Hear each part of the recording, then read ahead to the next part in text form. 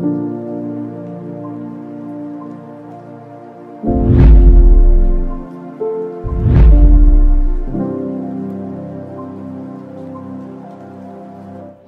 আগের পর্বে তোমাদের সাথে শেয়ার করেছি আমাদের 4 ধাম দর্শন কমপ্লিট হওয়া। বদ্রীনাথ ধাম দর্শন করে এরপরে আজকে আমরা বেরিয়েছি মানাগ্রামের উদ্দেশ্যে, এবং সেটার পুরোপুরি ভিডিও আজকের ভিডিওতে থাকছে, এবং সঙ্গে থাকছে ধারী মাতার দর্শনও। সঙ্গে থাকো, ভিডিওটা স্কিপ করো না, দেখতে থাকো।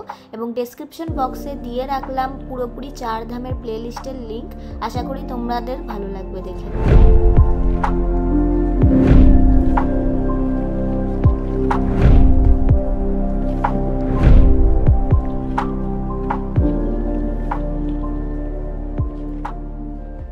এখন আছি স্মৃতি ভবন হোমস্টেতে। এখান থেকে ভিউটা ভালোই দেখা যাচ্ছে বেশ। তাহলে সব জায়গা থেকেই মোটামুটি ভিউ থাকে, আমরা এটা পেয়েছিলাম তাই জন্য এটাই নিয়েছি।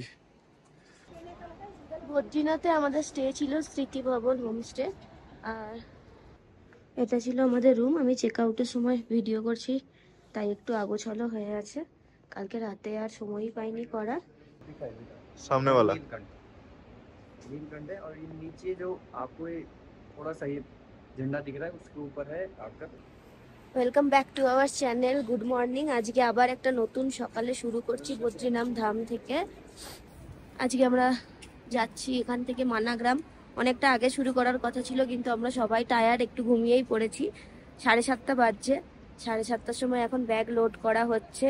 এরপরে যাব মানাগ্রাম। মানাগ্রাম কিছুটা ঘুরে আজকে পুরো হরিদ্বার অবধি যাব না, মাঝখানে কোথাও স্টে করব। ইচ্ছা আছে রুদ্রপ্রয়াগের কাছে, তো দেখা যাক। ওই স্টে আপাতত বুকিং নেই, ওটা আমরা অন স্পটই করব।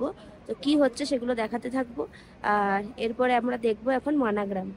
এমনিতে গাড়ির পার্কিং এখানে সামনেই নামিয়ে দেয়, যেখান থেকে আমাদের হোমস্টের রাস্তাটা আসছে ঠিক সেই জায়গাটাতেই। বা একটু এগিয়ে নামালেও পুরোপুরি কিন্তু ধামের রাস্তা অবধি গাড়ির পার্কিং যায় না। তো সেক্ষেত্রে এখানে অনেক পিট্ঠু রয়েছে, যারা খুবই বয়স্ক, একদমই হাঁটতে পারে না, তারা কিন্তু এই পিট্ঠুতে করেও একদম ধাম অবধি যেতে পারে। বিশাল থেকে আমরা এবারে রওনা দিচ্ছি মানাগ্রামের দিকে। একটা বড় একটা কমপ্লেক্স হচ্ছে এখানে, শুনছি পুলিশ স্টেশন থেকে শুরু করে সবকিছু হবে। দেখা যাক কি কি হয়। তাহলে কমার্শিয়াল করে দেওয়া হচ্ছে গোটা ব্যাপারটাকে। জিনিসটা ঠিক বা বেঠিক কতটা সেটা আমরা ঠিক বুঝতে পারছি না। আজকে একজনের কাছে জানতে পারলাম যে এখানে সামনাসামনি যে নর্মাল ডরমিটারিগুলো, ডরমিটারি চার্জ মিনিমাম 500 টাকা থেকে শুরু, আর 2 বেড মিনিমাম 2500 টাকা থেকে শুরু মিনিমাম। चलिए हाँ शुरू हो गया, चले हाँ चलिए चलिए स्टार्ट कीजिए।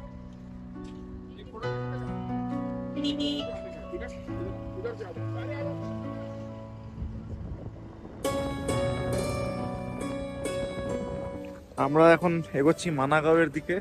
অঙ্কিতার পায়ের অবস্থা খুব খারাপ, একদম আস্তে আস্তে হেঁটে যাচ্ছে, পায়ে অনেক বড় বড় ফোসকা পড়েছে। কিছু তো ফল ভোগ করতেই হবে।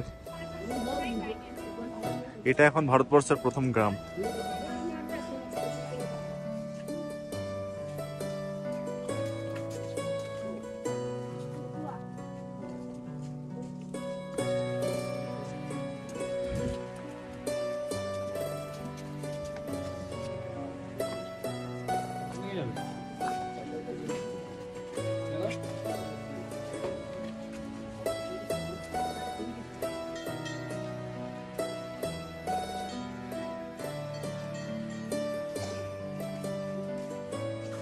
Height from sea level 10,133.5 foot.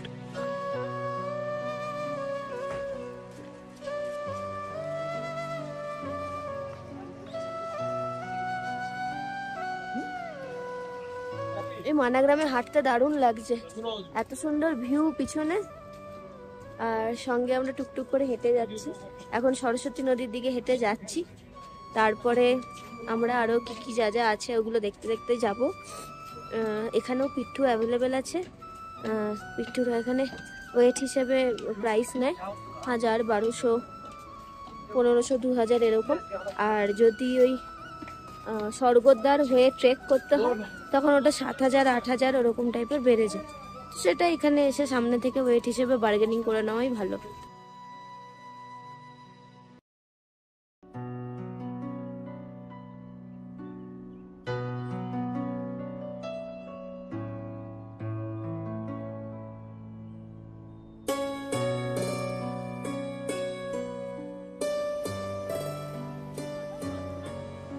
এই যে স্বর্গদ্বারের সামনে আমরা মোটামুটি চলে এসেছি।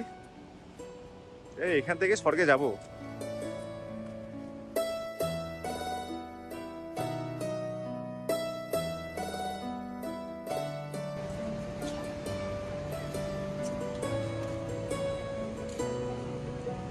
সরস্বতী মন্দিরের সামনে একদম চলে এসেছি। আমার আজকে একটু সর্দি সর্দি হয়েছে, তাই মাঝে মাঝে কথা বলতে গিয়ে আটকে যাচ্ছি। আর এখান থেকে সরস্বতী নদীর ভিউটাও পাচ্ছি এবং স্বর্গদ্বারের ভিউ পাচ্ছি। স্বর্গদ্বার তো যাবোই, আমিও দেখবো, তোমাদেরকেও দেখাবো। আহা, সরস্বতী নদী, সরস্বতী মন্দির এখানেই। এই যে মা সরস্বতীর একটা বিগ্রহ রাখা আছে এখানে, পড়ে যাবে না ওইদিকে। অপূর্ব লাগছে দেখতে। এই জায়গাটা অপূর্ব লাগছে, খুবই ঠান্ডা, সেটা আলাদা ব্যাপার। এত সুন্দর লাগছে, মানে ঝর্ণার মতো সরস্বতী নদী রয়েছে এইটুকু জায়গাতে, দারুণ ব্যাপার।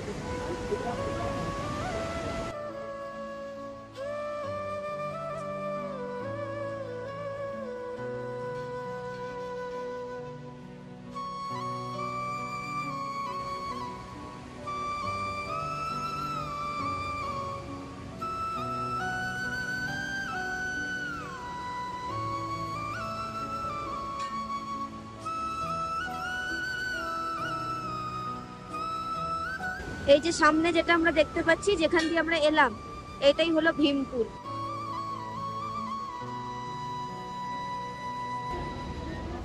এখানেও লেখা হিন্দুস্তান কি প্রথম চাই কি দোকান, এখানেও লেখা হিন্দুস্তান কি প্রথম চাই কি দোকান, এটাতেও লেখা। মজার ব্যাপার হলো এটাই যে এখানে 4-5টা দোকান রয়েছে একদম স্বর্গদ্বারের সামনে, প্রত্যেকটা দোকানেই লেখা হিন্দুস্তান কি প্রথম চাই কি দোকান। এবারে যেটাতে ইচ্ছা খেতে পারো, এটাই প্রথম আর কি, এটা প্রথম গ্রাম যেহেতু এখানে যেটা রয়েছে এটাই প্রথম। এই যে স্বর্গদ্বারের রাস্তা, এই রাস্তা দিয়ে স্বর্গ যাওয়া যায়। বেশি দূর যাবো না এখন গিয়ে লাভ নেই স্বর্গে, ওই পাটটা যাবো শুধু।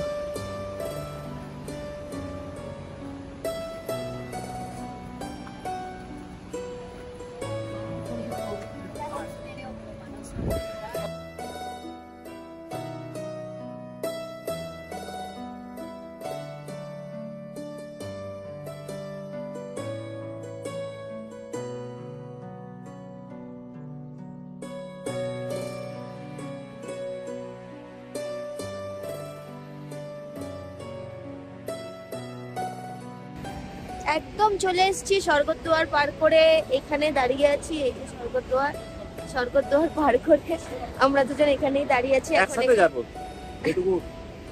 এখন এখানে ফটো তুলছি, স্বর্গদ্বারটা পুরোটা তোমাদেরকে দেখাচ্ছি। আর এই যে রাস্তাটা চলে যাচ্ছে স্বর্গদ্বার পেরিয়ে উপরের দিকে, এই রাস্তাটা যাচ্ছে বসুধারা ফলসের দিকে। ওটা ট্রেকিং হয়, মোটামুটি 5-7 কিলোমিটারের ট্রেকিং হয়, খুব কঠিন রাস্তা, 5 কিলোমিটারের, আর গাইড নিতে হয়। তো ওইটা তো আমাদের প্ল্যান নেই, সুতরাং আমরা ওখানে যাচ্ছি না, বসুধারা ফলসের দিকে। আপাতত আমাদের এতটাই প্ল্যান, এখানেই আপাতত ফটো তুলবো, তারপরে এখানেই কিছু খাওয়া দাওয়া করে মানাগ্রাম থেকে বাকি জায়গাগুলো দেখে বেরোবো।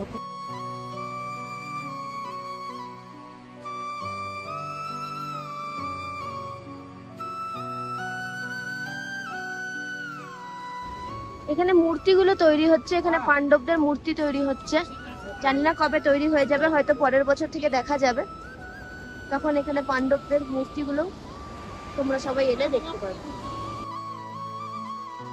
ভারতবর্ষের প্রথম দোকানে এসে প্রথমেই অমিত যেটা অনেকদিন খাইনি, জিলাপি মিষ্টি এমনিতে কমই খায়, তাও আজকে এসে এখানে এসে দেখছি জিলাপি খাচ্ছে। খাও কেমন? ভালো ঠিকই।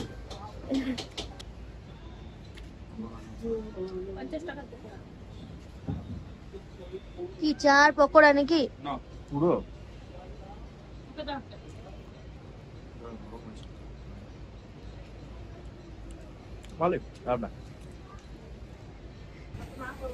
কেমন খেলে বলো চার পকোড়া? কেমন খেলে? দারুণ লাগলো আমাদের প্রথম চাই কি দোকানে চায় খেয়ে।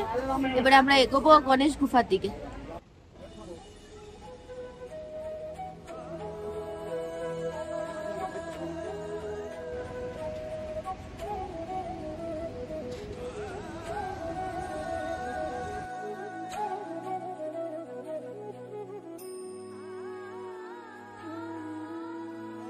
এরা যেসব সোয়েটারগুলো, টুপিগুলো, মাফলারগুলো বিক্রি করছে, সেগুলো কিন্তু ওরা হাতে বুনে বিক্রি করে।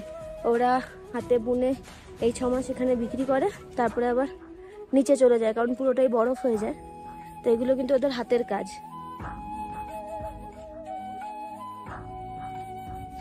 ব্যাস গুফার দিকে চললাম আমরা। অনেকটা চড়াই এটা।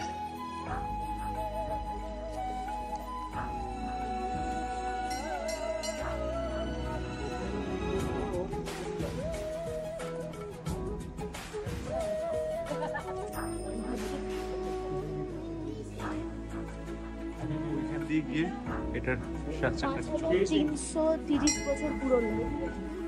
ব্যাস গুফার ওপরটা সব বইয়ের পাতার মতো করে রয়েছে।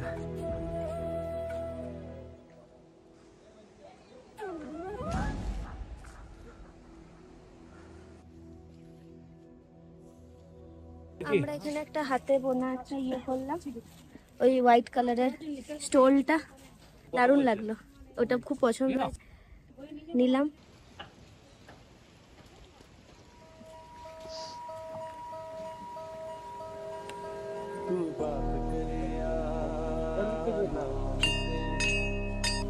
আমরা পৌঁছালাম এবারে গণেশ গুফায়। ব্যাস গুফা থেকে কিছুটা নেমেই গণেশ গুফা। ওপরে ওঠার সময় একটু কষ্ট হবে, বেশ চড়াই আছে। নিচে নেমে তারপরে পার্কিং।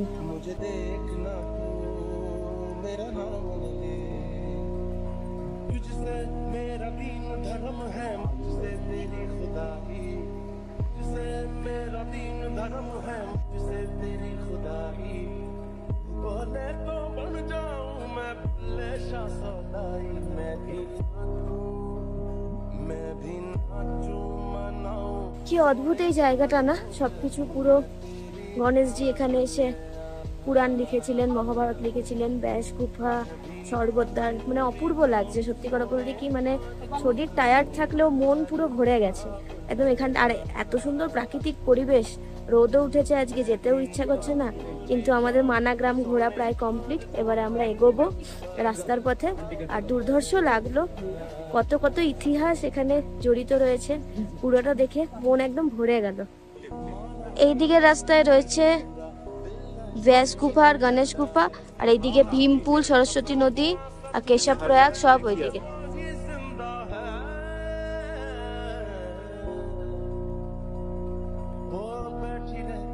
পায়ের অবস্থা এতই খারাপ, আমার জন্য এখন মানাগ্রাম থেকে ব্যান্ডেড কেনা হচ্ছে।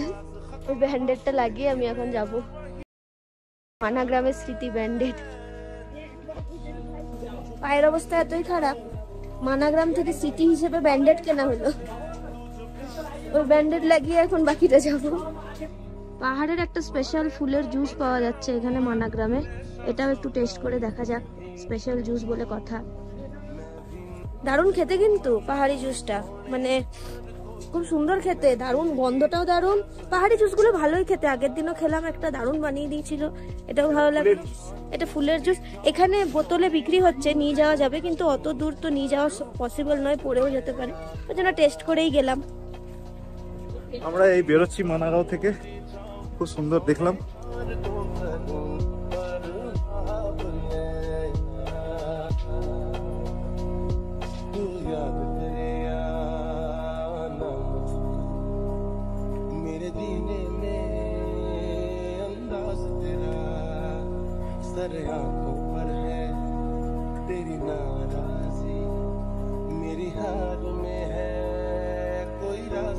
মানা থেকে ফিরে প্রায় 36 কিলোমিটার চলে এসেছি, আর এখন রাস্তায় পড়েছে বিষ্ণুপ্রয়াগ। এখন একটা একটা করে প্রয়াগ দেখতে দেখতে যাব। তো আমাদের প্রথম প্রয়াগ হচ্ছে বিষ্ণুপ্রয়াগ। এখানে বেশ সুন্দর বসার জায়গাও আছে, আর এই যে অলকানন্দা আর ধৌলি গঙ্গার মিলনস্থলই হচ্ছে বিষ্ণুপ্রয়াগ।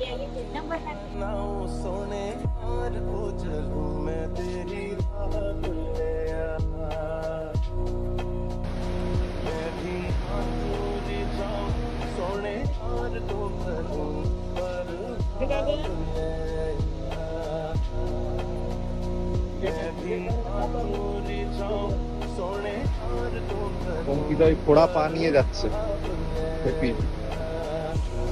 এই যে বিষ্ণুপ্রয়াগ, এই দিক থেকে ধৌলি গঙ্গা নদী আসছে, এদিক থেকে অলকানন্দা নদী মিশে গিয়ে পুরোটা বিষ্ণুপ্রয়াগ তৈরি করেছে।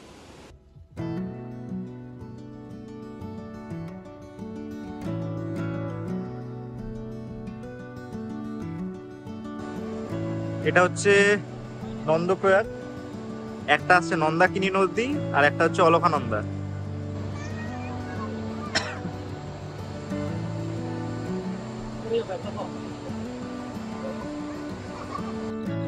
কালকে বদ্রীনাথ যেতে গিয়ে যেখানে দাঁড়িয়েছিলাম খেয়েছিলাম সেখানেই আজকে দুপুরেও লাঞ্চটা সারলাম, বাটার তন্দুরি রুটি আর আলুর দম দিয়ে। আলুর দমটা আমার মনে হলো একটু ওভার প্রাইসড ছিল, 4 পিস আলুর দমটা 160 টাকা, আর 25 টাকা করে তন্দুরি রুটিগুলো ছিল। রুটিগুলো বেশ ছোট ছোট, কি করবে, পাহাড়ে তো এরকম ওভার প্রাইসডই হয়। আর এখন জাস্ট আমরা নন্দপ্রয়াগ দেখে ওপরে উঠলাম গাড়িতে। ওদিকে নন্দাকিনী নদী আর অলকানন্দা নদী একসাথে মিশছে, আর তার আগে বিষ্ণুপ্রয়াগও দেখেছি, আরও প্রয়াগগুলোও দেখবো। কিন্তু এত সুন্দর লাগছে, জাস্ট বিকেল হয়ে আসছে আর মানে মানে রোদের ছটাগুলো জলের ওপর পড়ছে, দারুণ লাগছে দেখতে। আচ্ছা, প্রত্যেকটা প্রয়াগেই কিন্তু অলকানন্দা নদী কনস্ট্যান্ট, আর তার সাথে বিভিন্ন নদী এসে মিলেছে এবং প্রয়াগ তৈরি হয়েছে। সেগুলো 5টা প্রয়াগ আছে টোটাল, সেগুলোকেই বলছে পঞ্চপ্রয়াগ।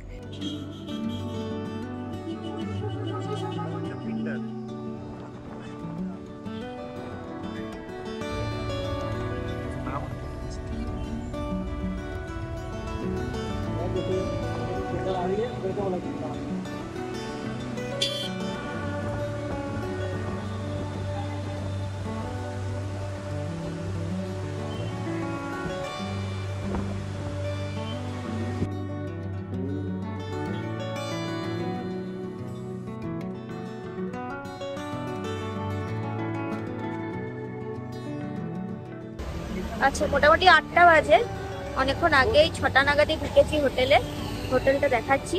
তার আগে বলি পায়ের অবস্থা প্রচন্ড খারাপ, মানে আমি তো ঘর থেকে 2টো জুতোই এনেছি, এবারে জুতো পরতে পারছি না, ওই জন্য এখন গেছিলাম রুদ্রপ্রয়াগে চটি কিনতে।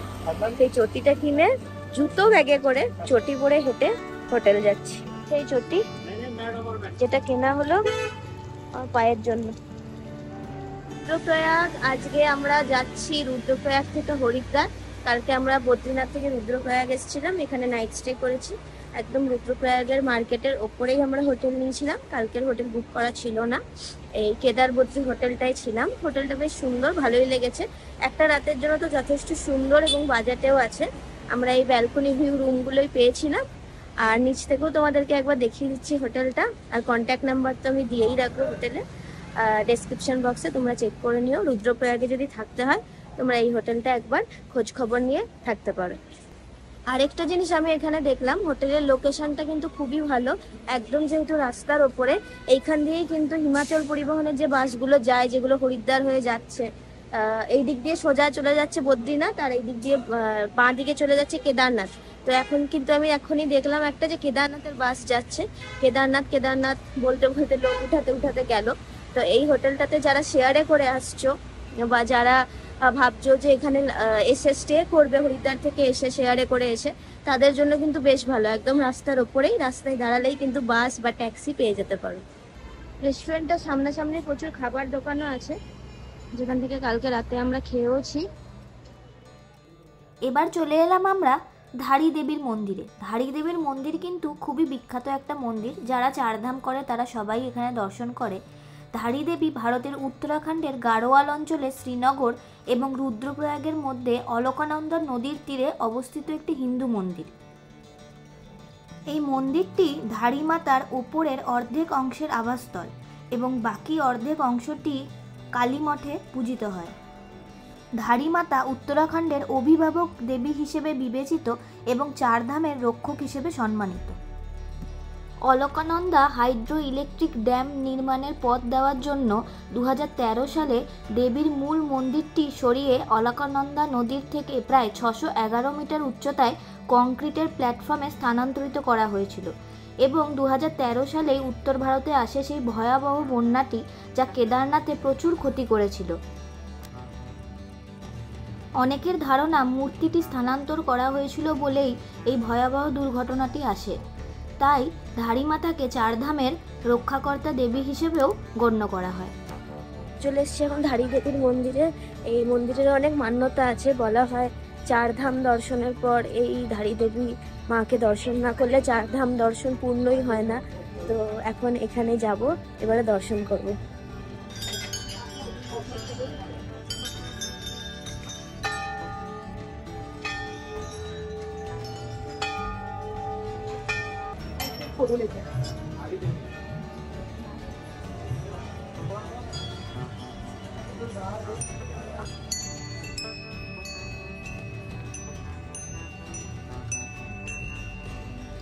ধারী দেবী মন্দিরের পাশেই সুন্দর এই ব্রিজটা রয়েছে।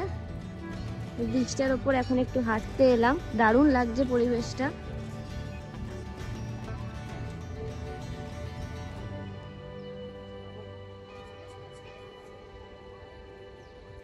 এমনি সবই ভালো, কিন্তু খুব রোদ এখানে, আর গরম লাগছে ওই জন্য। এমনি হাওয়াটা ঠান্ডা আছে, কিন্তু রোদের জন্যই গরমটা লাগছে। ধারী দেবীর এখানেও একটু চড়াই উতরাই আছে, তো এখানেও ঘোড়ার ব্যবস্থা আছে। 3-4টে ঘোড়া তো দেখতে পেলাম, যারা লোকজন নিয়ে যাচ্ছে আসছে। আর নিচে প্রচুর দোকান আছে, বিভিন্ন জিনিস শপিং করারও দোকান আছে, আর প্রসাদের দোকান তো রয়েছেই ওগুলোর সাথে।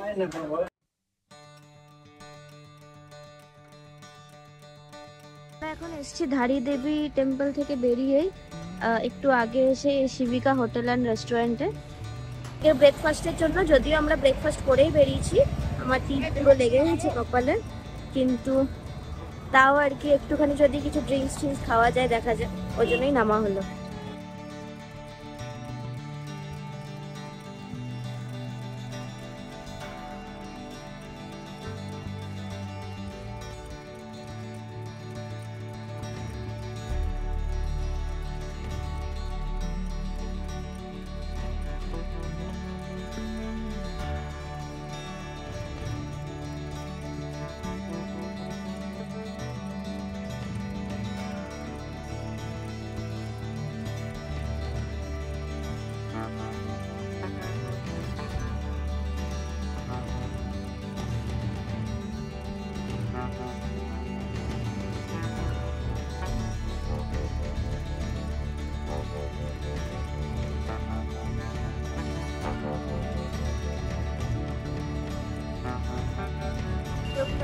দাঁড়িয়েছি এখন, অমৃতসরি কুলচা শাহী পনির দিয়ে আজকে লাঞ্চটা শেষ করব।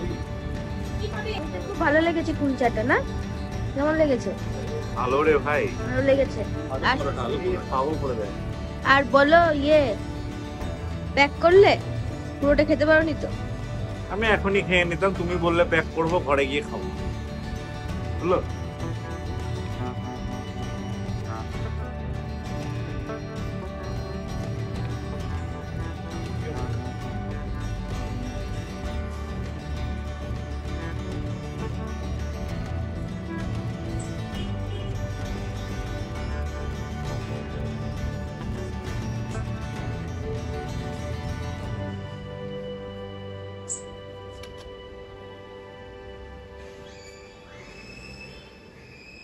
সেটা হচ্ছে Vishnuprayag, Nandprayag, Karnaprayag, Rudraprayag,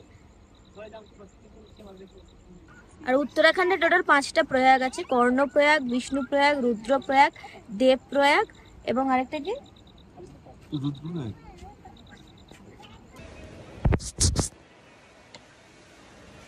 good morning from রুদ্রনাথের বাস যাচ্ছে কেদারনাথ।